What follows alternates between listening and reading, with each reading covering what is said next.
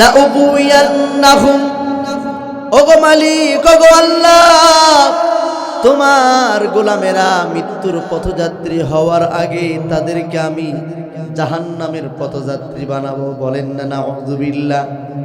কিন্তু আপনার আমার দয়ার মাবুদ, দয়ার আল্লাহ ডাক দিয়ে বলছেন ইল্লাল মুখলাসিন।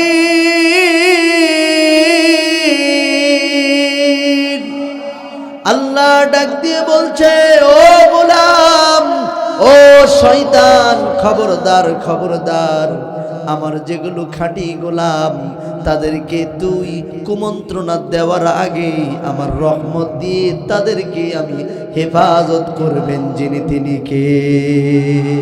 বলুন না আল্লাহু আকবার। হেফাজত করবেন।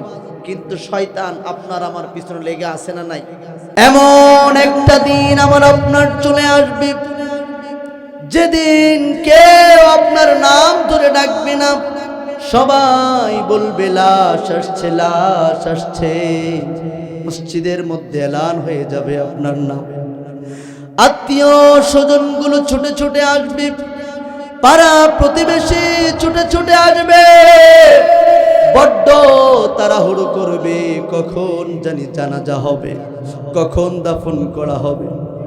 আল্লাহর নবী, বিশ্ব নবী লাশ সামনে নিয়ে সাহাবীদেরকে ডেকে ডেকে বললেন, সাল্লু ক্বাবলা আন তুসাল্লা আলাইহি, নামাজ পড়ো, নামাজ পড়ো। জীবনে এমন একটা নামাজ দাঁড়িয়ে যাবে, ফজর পড়েছেন ইমামের পিছনে, জোহর পড়েছেন ইমামের পিছনে, আসর কিংবা মাগরিব পড়েছেন ইমামের পিছনে, জুমা কিংবা ঈদের নামাজটাও পড়েছেন ইমামের পিছনে। এমন একটা জীবনে নামাজ দাঁড়িয়ে যাবে, শত চেষ্টা করেও আপনি ইমামের পিছনে দাঁড়াতে পারবেন না, ইমামের সামনে আপনাকে শোয়ায় দেওয়া হবে। কবরের মধ্যে যখন আপনাকে রেখে দেওয়া হবে, ডানে তাকায় দেখবেন মাটি, বামে তাকায় দেখবেন মাটি। আপনি বড় একা হয়ে যাবেন। হাত্তা ইয়াসমা'আস সিমা'আনি আলাইহি,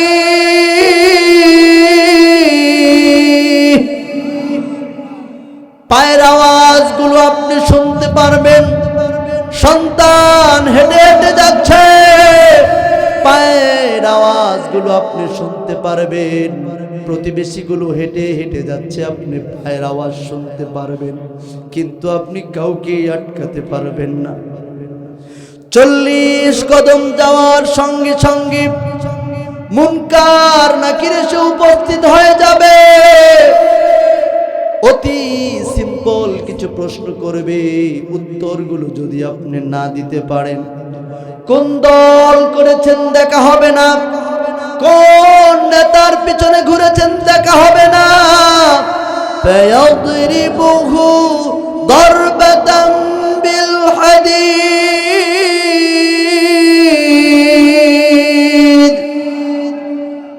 লোহার হাতুড়ি দিয়ে এত জোরে জোরে মাথার উপরে আঘাত করা হবে, মাথা চূর্ণ বিচূর্ণ হয়ে যাবে, 70 গজ মাটির নিচে আপনি চলে যাবেন। লা ইয়ামুতু ওয়া লা ইয়াহইয়া, সেদিন মানুষ মরবেও না, বাঁচবেও না, শুধু কষ্ট অনুভব করবে। এক একটা বাড়ি মারলে মাথা চূর্ণ বিচূর্ণ হয়ে 70 গজ মাটির নিচে চলে যাবে, আবার পুনরায় একত্রিত হবে, আবার বাড়ি মারবে। এভাবেই চলতে থাকবে মুসলমান। হাত্তা ইয়াসিহু সাইহাতান, এত জোরে জোরে চিৎকার মারবে, গরু বাঁধা থাকলে রশি ছিঁড়ে পালিয়ে যায়, ছাগল বাঁধা থাকলে রশি ছিঁড়ে পালিয়ে যায়। শুধুমাত্র কেবলমাত্র ইল্লা সাকালাইন, দুইটি প্রাণী, মানুষ আর জিন শুনতে পারে না, মানুষ আর জিন শুধু শুনতে পারে না। এই জন্য মৃত্যু এমন কঠিন জিনিস, মরণ থেকে পালাও তুমি, মরণ তোমায় লইবে ঘিরি, যদিও আকাশ পানে লুকাও হেতাই লাগিয়ে সিঁড়ি। এ মহারোগের ঔষধ নাই, চিকিৎসা নাই ধরাতে, কাঁদিয়া কাতর হইলে কি হবে, পারিবে না তারে কেউ ফিরাতে। কবি বড় চমৎকার করে বলেছেন, আল মাউতু কাসুন কুল্লু নাসিন শারিবুন, আল কবরু বাইতুন কুল্লু নাসিন দাখিলুন। মৃত্যু এমন একটা পাত্রের নাম যেখান থেকে সবাইকে পান করতে হয়। কবর এমন একটা ঘরের নাম যেই ঘরে সবাইকে প্রবেশ করতে হয়।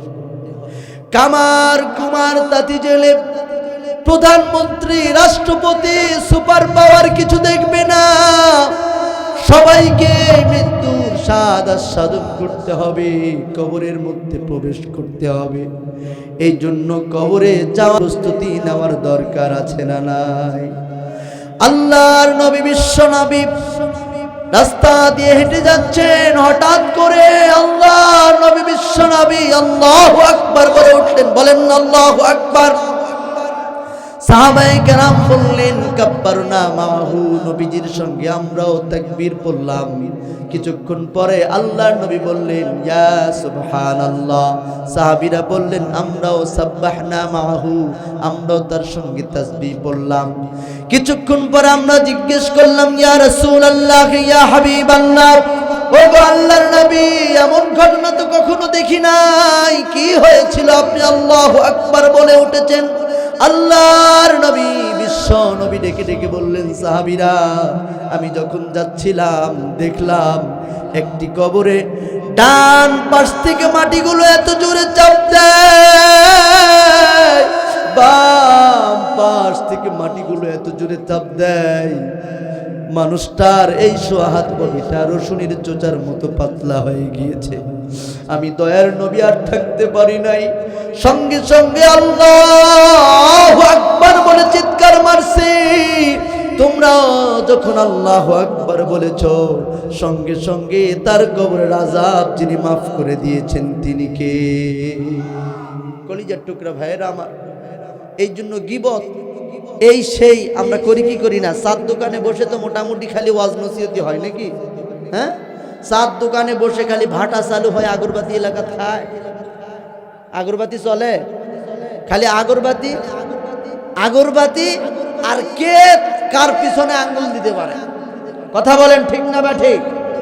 কলিজার টুকরা ভাইরা, এগুলো সব বাদ দিয়ে সব সময় সুবহানাল্লাহ আলহামদুলিল্লাহ আল্লাহু আকবার পড়বেন তো ইনশাআল্লাহ।